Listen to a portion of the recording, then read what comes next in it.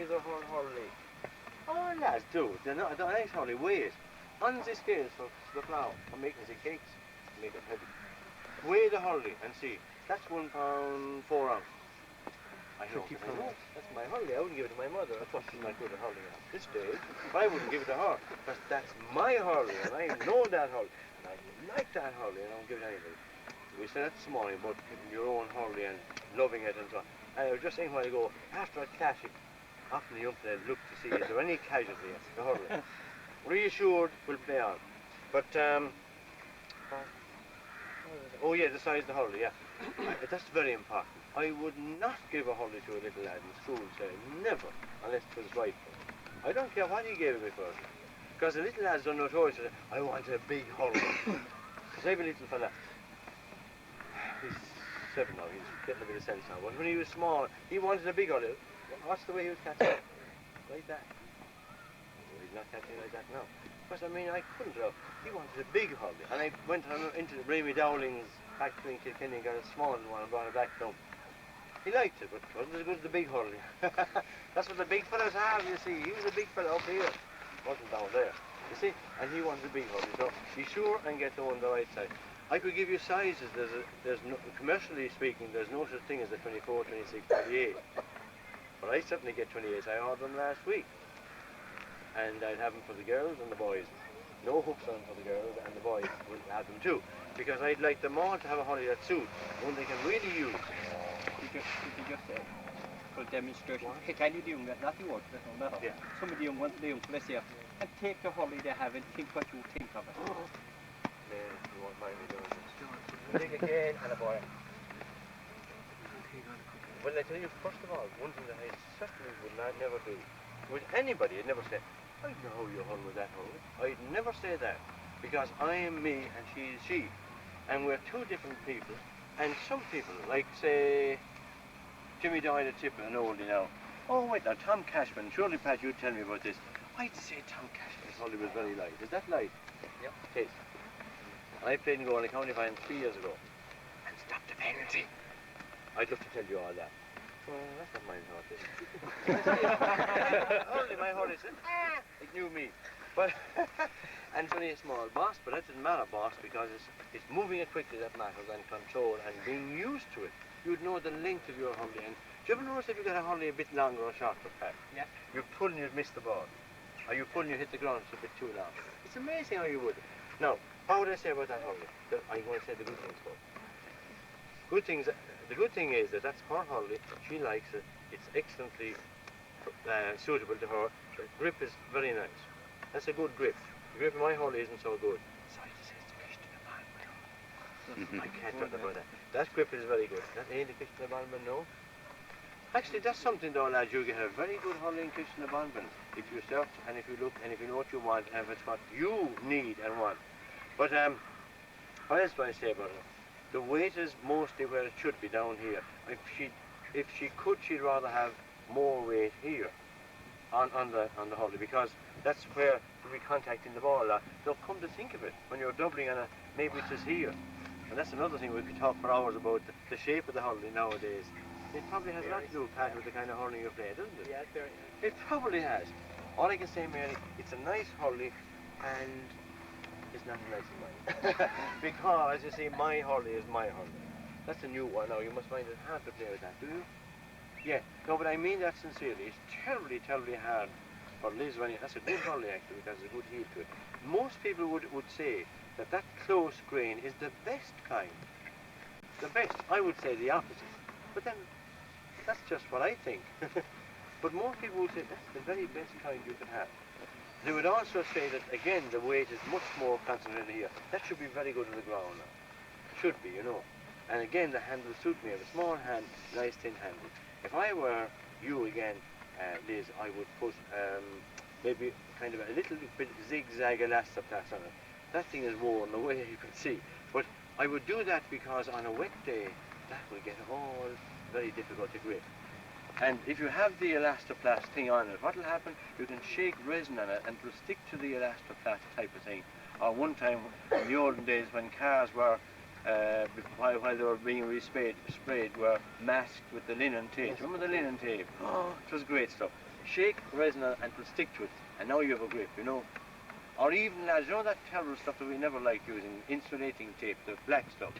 Now that'll make your hands all black, unless you shook some powder on it, or something like that, that would take it off, and to still retain a little of the stickiness, and you could shake resin on it. Because it's terribly important to have a grip on a wet day. Now, I needn't take any more. You know, the big thing, lads, is don't have it too heavy. Oh, God, don't, and don't have it too long. But Jimmy Doyle's was very short and very light. So finally he broke a lot of them too, because you had a big disadvantage if it's far too short. If it's very much short, you have a big disadvantage in tackling, say. Pat was pointing out one of the girls had the hurley caught here and couldn't really get in to the full extension of her grip, arm and hurley length, you know. And it could in certain circumstances mean that you could, and at the same time, the quicker you hit the better. The quicker you strike the better. Any comments? Again, I suppose the weight is a personal preference. Some people do like a heavy hurley, some people like a light hurley. It depends on your own physique. Like if you're a big strong man, obviously you can have a big heavy hurley. But if you're not, like this point is trying to get a big huge heavy hurley. I think that's roughly about the weight. 1.5, yeah. And if you get a hurley that you like, then you should try and get them all. Try and get them all the same. You can measure them. You can take a little bit off them. I generally take a tiny little bit off the hand because you have a big lot of wood sticking out there, you know. I generally take a tiny. But again, it's a personal thing. And I try and keep them all the same shape. I have to shave them down to keep them all the same weight because you know a hurley will change anyway when it's seasons. When it's seasons out, it'll probably lighten out a bit, you know. But if you put a band of spice in it, it's like you can't put the spice in it. No, but they can be very crafty with that, as indeed Mary did. They can put tape around or something else, isn't that right? Yeah. I think it helps with a little bit of tape on the hurley, lads. It preserves the life of the hurley a little bit, you know. It absorbs a small bit of the old punishment. When you clash, a little bit of tape, you'll be surprised it saves the hurley. And as I mentioned earlier, a bit of tape, lads, is very important too, because I find if you're using a hurley a lot, it gets fierce smooth in your hands, you know. And it's inclined to turn at times, especially out the cold weather, you know. So if you have a bit of tape at least, it'll make the hurley feel the same, because every hurley you pick up is different. And if you have them all dumped the same, they'll feel a little bit alike anyway. You won't be as long trying to get used to it as you would normally. Sometimes if they're too sticky, I find if you've got a bit of flour, you just rub a bit of flour onto it, you know, or self-raising flour there, onto the mother or the wife. Hurley rise up. It takes out the old stickiness out of it, you know. And it's very important to get a hurley that you like and keep the same pattern then, not to go on to a different type of hurley, because you can get big bosses, small bosses, you can get a big tick here. They all vary, lads. It's like trying to learn how to play hurling again when you get a new hurley. So you should try as much as possible to keep them all the same, I think, you know. The hurley, as I said this morning, is vitally important. Likewise, boots there to somebody smart. You know, they're so dear now anyway. Put pay to look after them, after the match, take them out and keep the leather soft on them, because if you don't, if you play in a very wet, muddy day and go home and leave them inside in the bag for a week, you take them out and they're done rock hard, and they'll rot more easily. So it pays to look after a hurley. You get a lot more. If you look after a hurley, you can get a year out of it. If you don't, you only get a week out of it. First match you could go, you know, you could have a hurley for a year if you're lucky. And likewise boots, as I said, they're so expensive, you might as well, you know, look after them as best you can. Pay in the long run, I think. Yeah. Very good, thanks, Nash. Yeah. That now, and finally, lads, I just to do a little of the block down. We'll do it again next Saturday if you don't mind, because I think it's terribly important, and the hooking as well. And we might do a bit more action, because I'd love to get into freeze, and Pat would talk about it, and I would too. Anybody would, because there are certain things that we should observe when you're taking freeze, and it will make your free taking more consistent, because if there's anything you need for free taking more than consistency, I don't know what it is, except more consistency, because your free taker should be somebody who knows the free is given, that if it's within range, my God, unless something catastrophic happens, that should be over the bar, or whatever it should be, under the bar if possible, of course, too. But, oh yes, just the block down thing. Pat mentioned this morning, I'm glad he did, because you could not mention it too often. By the way, you were just saying that about a new hurley. I thought of another example of a Leinster final that was on television with Ned Buggy. Broke his good hurley. Hadn't the second one. It was a disgraceful thing when you think of it. But then again, he was an awful lazy fellow in training, and so his science was reflected in the match. He broke his hurley, and you could see him, Wexford man, and a nice fellow, because I know him. Which was a shame for, I'm going to say it again, because Wexford could have won that All Ireland, I'm sure. That they were beaten by Kilkenny, the old enemy, who went down and won the All Ireland. That's why I'm saying it. And you could see him in the television picture, Hurley, and then he got this one. You could see him turning back, and you could see his mouth making a word like, I'm sure it was photograph. Well, I thought it was, that is. My mother would have thought it. So on second Very thought, good, I'm not very so sure. good. Anyway, yeah. Then they brought another one. He photographed the second time he photographed the lads, went on, and I remember he missed 2 frees that were vital, and they were beaten by a couple of points. Now imagine that to happen. And actually we might leave that for a moment, because I know you want a bit of action, and you know, it's a lovely day, but you want a bit of action. Pat, I love we talk about frees. Of course there's the long distance free, and there's the close in one. Now the long distance one wouldn't present as much bother, because there's no burden on you to score generally, you know. So that can be done too. But it's the rather closer one that can be vital for your team. The close in free, anything from 30, 40 yards out. Now if you don't manage to get some consistency in the method you use and in the way you get the finished product on target, you are going to pay for it personally, that your heart will bleed and your team will pay for it. So Pat, would you like to say something? I don't want to be doing all the talk. No. I'll talk too. Well, it's something like, it's very hard to tell somebody how to take a free, because again, everybody's a different way of taking frees. I tried 150,000 different ways Yes. of trying to do it, I'll be honest, and I often change about, you know. I mean, you set down a style that you think is effective, and suddenly you might play a match and 2 or 3 will go well. You start thinking about it again. You start experimenting with a different style. So it's very hard to give what is the correct way of taking a free. I think anyway. Number one, I suppose the roll lift, as we call it, is one the best. I think some people know they can just put the ball like that. They stand up and they do that and they hit it. You know, again, it can be effective, and it's up to yourself. I say I couldn't say it is right or it is wrong, because you get guys with totally different styles and they're all hitting over the bar, so they're all effective. So it's whatever you feel happier with yourself, you know.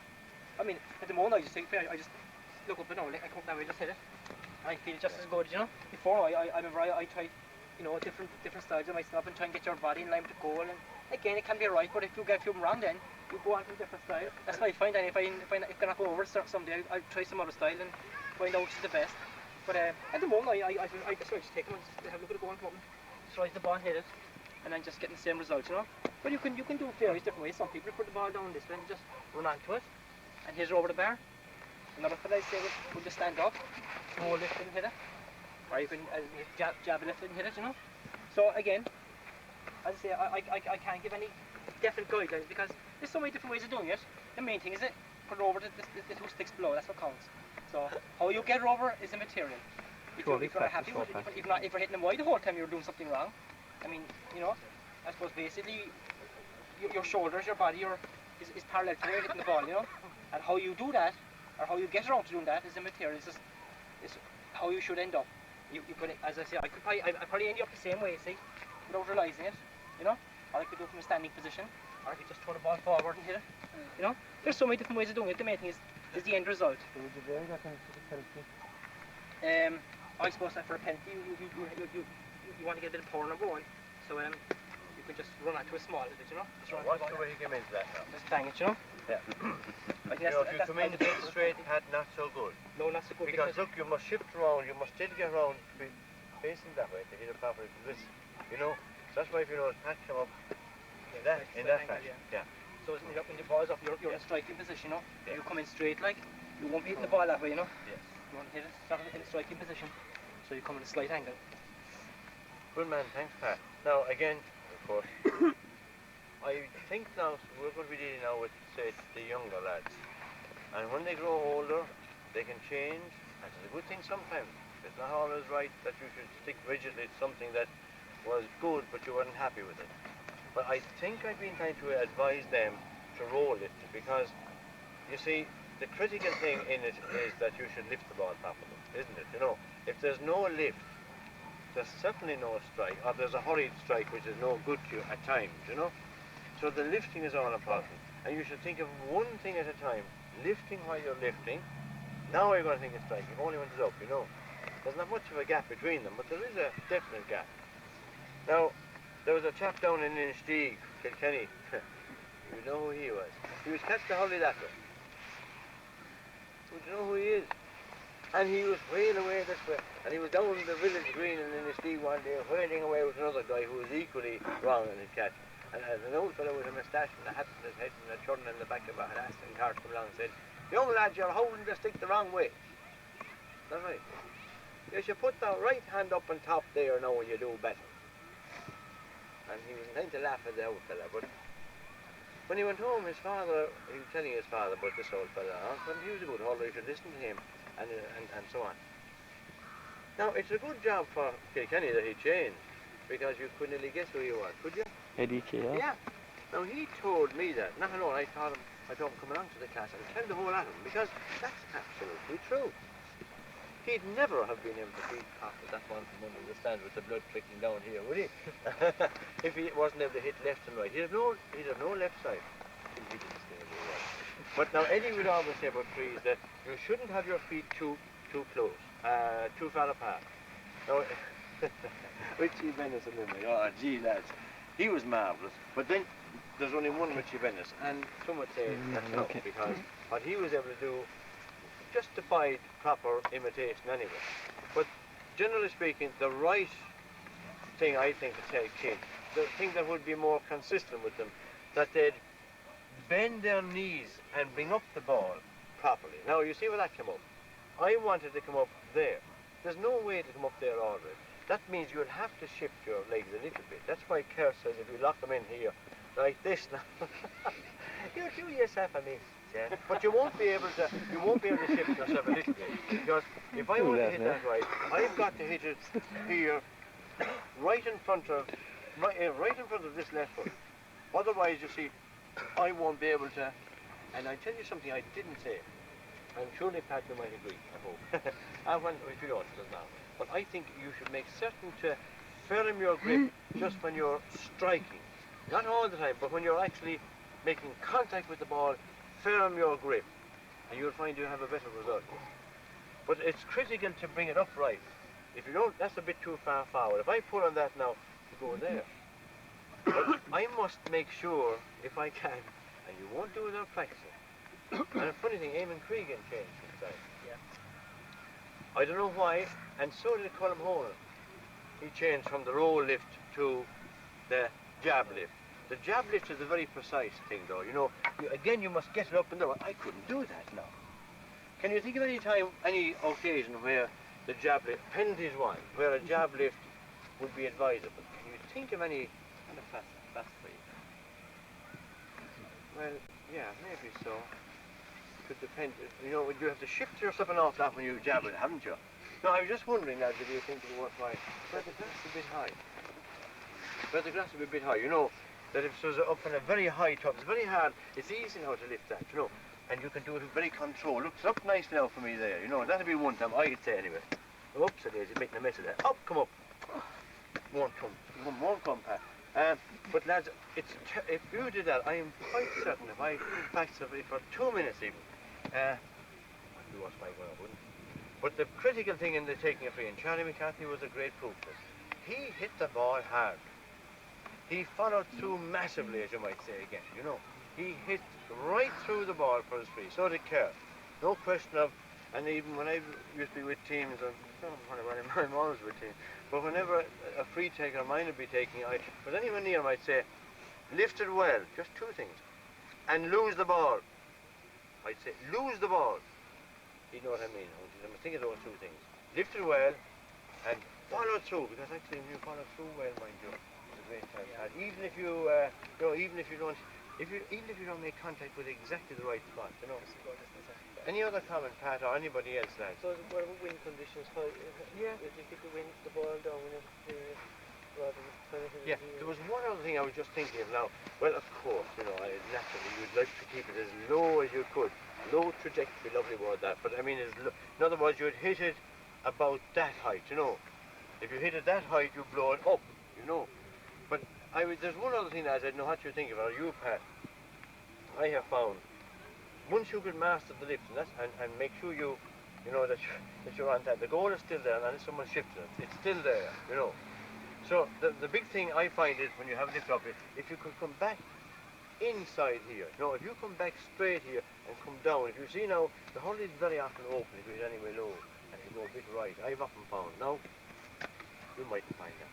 But I know this way, if you come back, just turn your shoulders a bit and come back. Paddy Lane does that now. You go and turn the shoulders. And it took, Andy Gannon was telling me it took about 9 or 10 or 11 months before he could get that right when he was going well. And he was a hopeless free taker. And you've ever noticed if he takes his time about this thing, he's, I suppose, thinking of the way he was told you that. Think of that now, lift it well. And don't blow it, I'd say, with the next thing. And that's the critical, that you go right through. That you go, and keep your head still if you could. Go right through. Come back inside and go right through.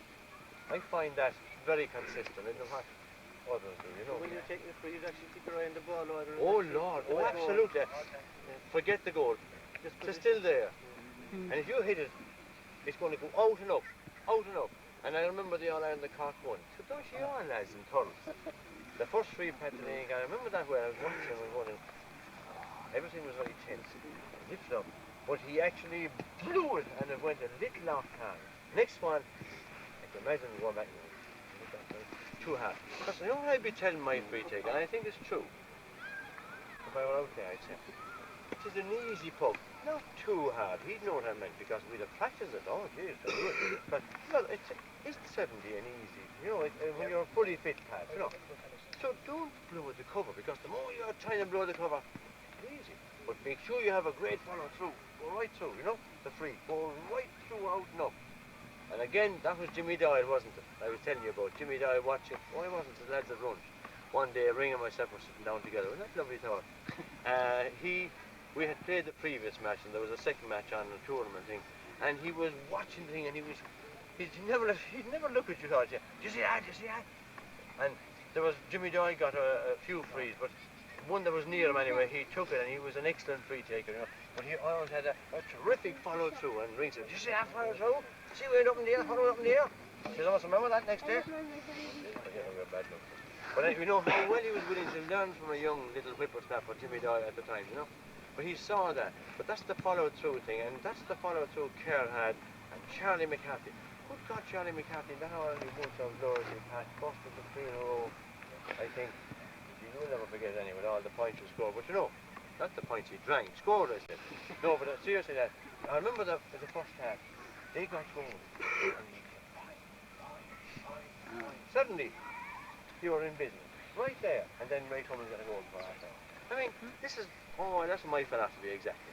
Take point, point, point, point. And that's the score, score, score. All the tired feet are getting lively again now. We're scoring. Isn't that it now? And point, and then the goal chance came, he took it.